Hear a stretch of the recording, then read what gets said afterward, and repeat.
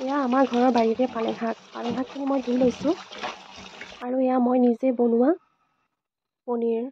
ভাবিলোঁ পনীৰ সৈতে মই পালেং শাক বনাওঁ। আৰু এয়া মই কাজু বাদাম তিয়াই ৰাখিছোঁ। আদা নহৰু সকলো ৰেডি কৰি ল'লোঁ আৰু এইফালে গৰম পানী দি লৈছোঁ। ইয়াত অলপ চেনি দি দিছোঁ যাতে পালেঙৰ কালাৰটো সেউজীয়া হৈ থাকে। ইয়াত এতিয়া মই পালেং শাকখিনি দি ল'ম। এয়া পালেং শাকখিনি দি ল'লোঁ। অলপ উতলিবলৈ দিম আৰু এইফালে কাজু বাদামখিনি পেষ্ট বনাবলৈ ল'লোঁ।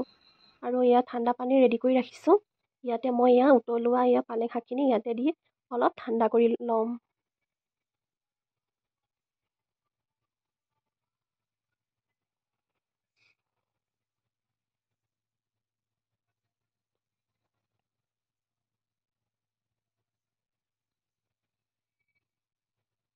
ঠাণ্ডা হৈ গৈছে আৰু এতিয়া মই এইখিনি মিক্সিত পেষ্ট বনাই ল'ম। বেছিকৈ ফেটি নিদিব, পানী অলপ থাকিবলৈ দিব লাগে। এয়া মই পেষ্ট বনাই আছোঁ। এয়া মোৰ পালেঙৰ পেষ্টটো হৈ গৈছে। আৰু এইফালে মই কেৰাহীত তেল দি গৰম কৰি ল'লোঁ আৰু ইয়াত মই শুকান জলকীয়া আৰু পিঁয়াজ দি লৈছোঁ।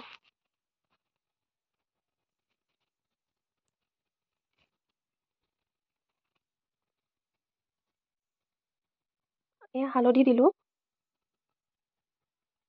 এয়া নিমখ দিলোঁ। এতিয়া হেতাইৰে ভালদৰে লৰাই আছোঁ। এইফালে মই আদা নহৰু খুন্দি ল'লোঁ আৰু ইয়াতে দি ল'লোঁ।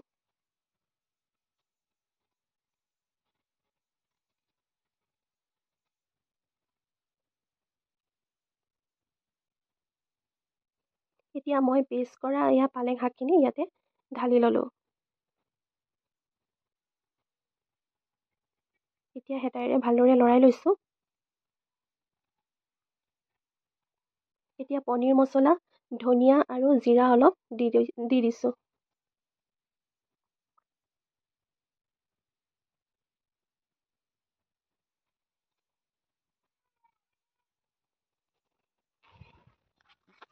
এতিয়া হেতাইৰে ভালদৰে লৰাই আছোঁ।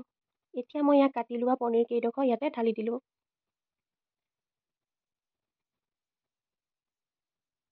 আৰু মই পেষ্ট কৰা কাজু বাদামখিনি ইয়াতে ঢালি দিলোঁ শেষত। মোৰ ৰেডি হৈ গ'ল পালেঙৰ লগত পনীৰ। ভিডিঅ'টো চাই কেনে পালে? যদি ভাল পাইছে লাইক কমেণ্ট কৰিব।